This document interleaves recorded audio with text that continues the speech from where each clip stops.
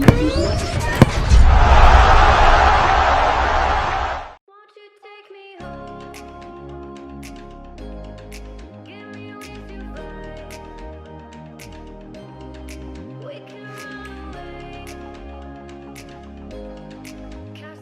Blues, jumpa kembali di Chelsea TV Indonesia. Kali ini Chelsea TV Indonesia akan mengabarkan secara spesial untuk kalian tentang berita terupdate seputar Chelsea yang tentunya tidak boleh kalian lewatkan. So, pastikan tonton sampai selesai ya Blues.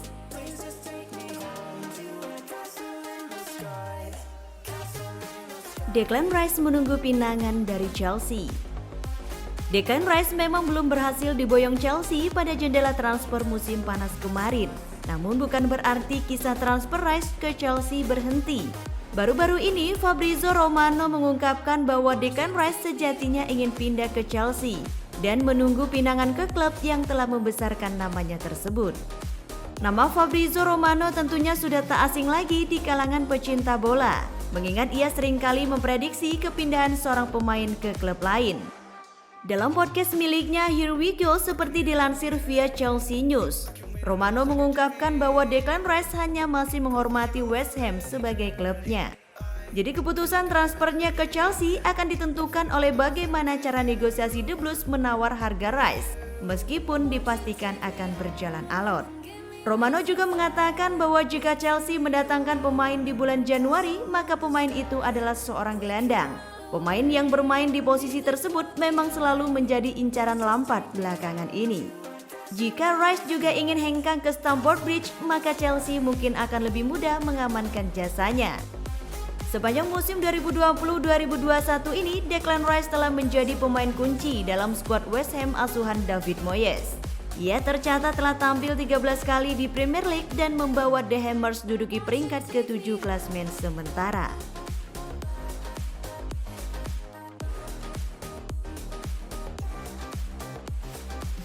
Chelsea dan Frank Lampard optimis Olivier Giroud akan bertahan. Meski sempat kurang mendapat kepercayaan di awal musim ini, namun kini Olivier Giroud mulai mendapat lebih banyak menit bermain bersama Chelsea. Ia juga tampil semakin tajam bersama klub asal London tersebut. Untuk itu, menurut laporan dari The Telegraph via Daily Mail, Chelsea dikabarkan percaya diri untuk mempertahankan Giroud di Stamford Bridge. Tak cuma Chelsea, sang pelatih Frank Lampard juga optimis Giroud akan bertahan. Sebelumnya Giroud sempat disarankan hengkang oleh berbagai pihak guna mendapat lebih banyak menit bermain. Termasuk pelatih timnas Prancis Didier Deschamps juga memintanya lebih banyak bermain untuk mensukseskan timnas Prancis di gelaran Euro 2020. Tapi sekarang menit bermain itu telah ia dapatkan dan kemungkinan Giroud akan memutuskan bertahan. Bagaimanapun sosok Giroud masih sangat dibutuhkan Chelsea, terutama di pekan-pekan padat seperti sekarang.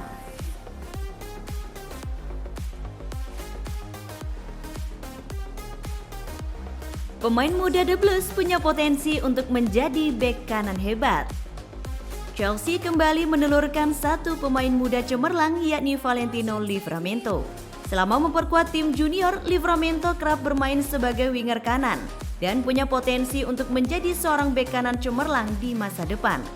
Lalu apa yang membuat Livramento begitu spesial?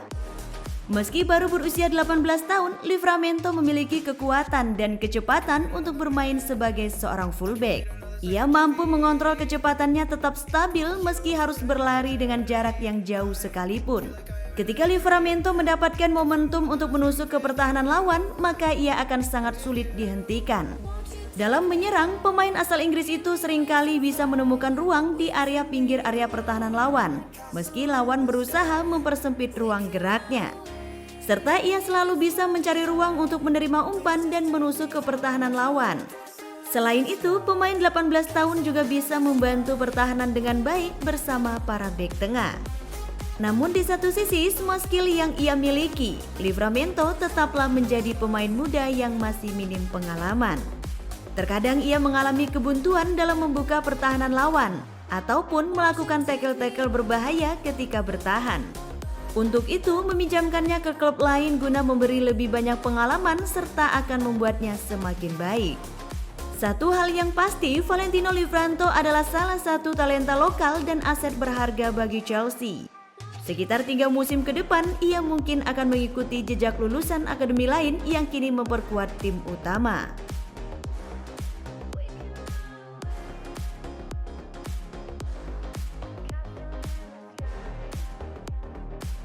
Chelsea kembali dikait-kaitkan dengan kiper Udinese.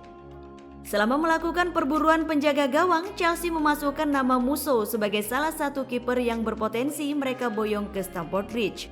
Namun mereka semakin yakin dengan kiper Reinis Edouard Mendy. Jadi rumor mengenai Musso ke Chelsea lantas berhenti pada bulan Maret kemarin.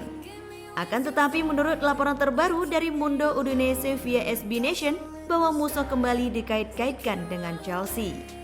Musso sejauh ini telah meraih 3 clean sheet bersama Udinese. Penampilannya ini pun memancing perhatian banyak klub seperti Chelsea, Inter Milan, dan Paris Saint-Germain. Untuk itu Udinese sendiri tak ingin menjual kipernya dengan harga murah. Bahwa Udinese dilaporkan telah membandrol Musso senilai 30 juta euro. Meski Chelsea dikait-kaitkan dengan Musso, namun kiper Argentina itu kemungkinan besar tak akan menjadi kiper pilihan utama. Pasalnya Chelsea sepertinya ingin menjadikan Musso sebagai pesaing utama Mendy. Sementara Kepa kemungkinan bakal hengkang cepat atau lambat. Di satu sisi The Blues sebenarnya masih punya Willy Caballero, tapi kiper Argentina itu juga sudah tak lagi muda. Nah, menurut kalian gimana Blues? Apakah Juan Musso layak gantikan Kepa di Stamford Bridge? Berikan pendapat kalian di kolom komentar ya.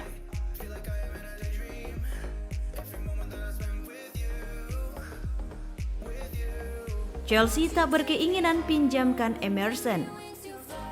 Emerson tengah santer diberitakan akan meninggalkan Stamford Bridge dan dikabarkan diminati banyak klub Serie A. Beberapa klub ingin meminjam Emerson lebih dulu sebelum mempermanenkan jasanya. Namun sang agen Fernando Garcia mengatakan bahwa Emerson tak akan dipinjamkan ke klub lain.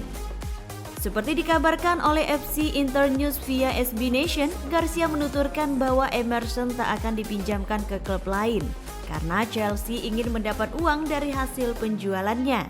Garcia menambahkan bahwa ia sudah menerima beberapa tawaran untuk sang klien, tapi ia tak mau mengatakan klub mana saja yang telah mengajukan tawaran itu. Jika Chelsea ingin menjual Emerson, mereka pasti akan memasang bandrol harga untuk bek kiri berusia 26 tahun tersebut. Tapi Fernando Garcia masih belum tahu berapa harga yang akan dibanderol Chelsea untuk kliennya. Ia mengatakan bahwa sampai saat ini belum ada proses negosiasi terkait harga Emerson. Meski ingin menjual Emerson, Chelsea sepertinya tak akan menjualnya jika belum mendapatkan seorang pengganti. Bagaimanapun Ben Chilwell masih butuh backup jika sewaktu-waktu ia harus absen. Chelsea sendiri mungkin akan bergerak mencari backup Chilwell di jendela transfer bulan Januari mendatang.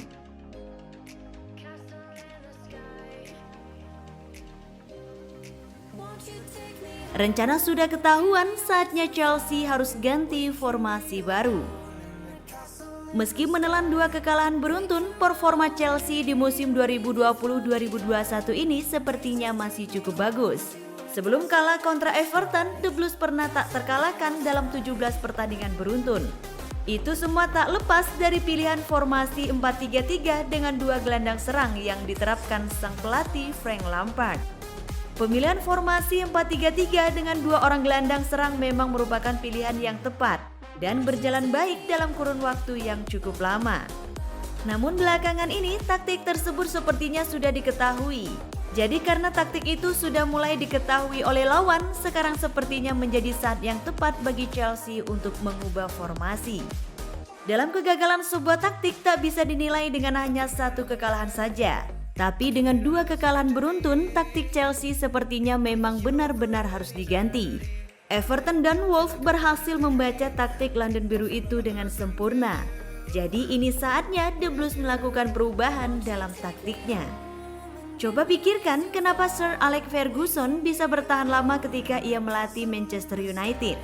Karena Sir Alex punya perasaan yang bisa mengetahui bahwa taktiknya sudah mulai diketahui lawan. Ketika itu terjadi maka ia akan mengubahnya. Sifat seperti itulah yang jarang dimiliki pelatih lain saat ini. Untuk itu Sir Alex bisa menjadi pelatih yang sukses di eranya.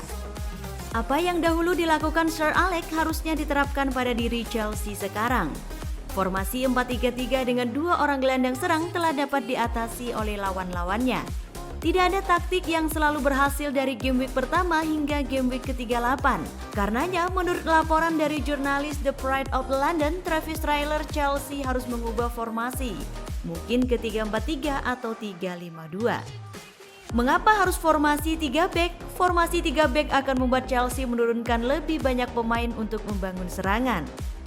Artinya, mereka bisa menarik para pemain lawan lebih maju untuk merebut bola.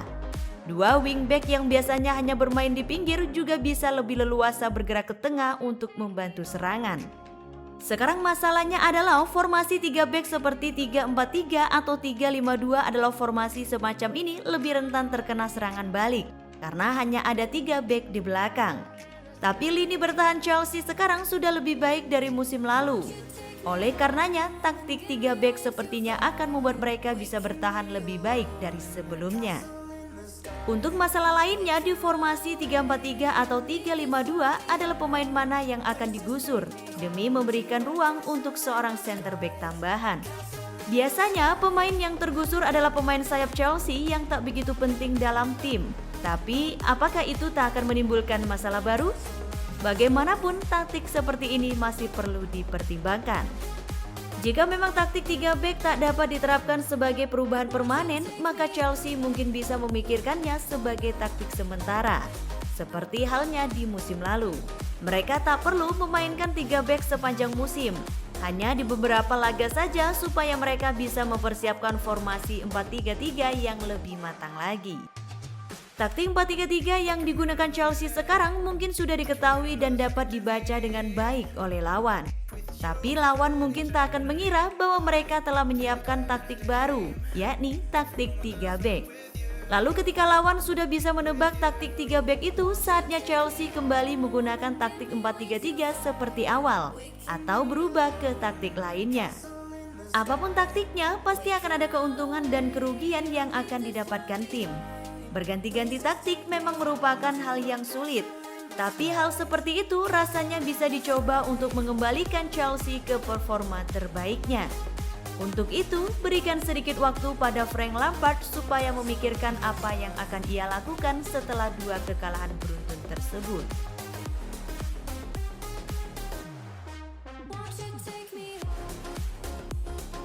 Itulah tadi beberapa berita terhangat minggu ini yang berkaitan dengan Chelsea. Bagaimana tanggapan kalian tentang berita-berita tadi, Blues? Buat kamu yang mau request, mau dibahasin sesuatu atau mau diskusi, silakan komen-komen di bawah ya. Jangan lupa like, share, dan nyalakan lonceng notifikasi supaya kalian gak ketinggalan berita terupdate dari Chelsea TV Indonesia. As always, I will see you in the next video. Stay safe everyone.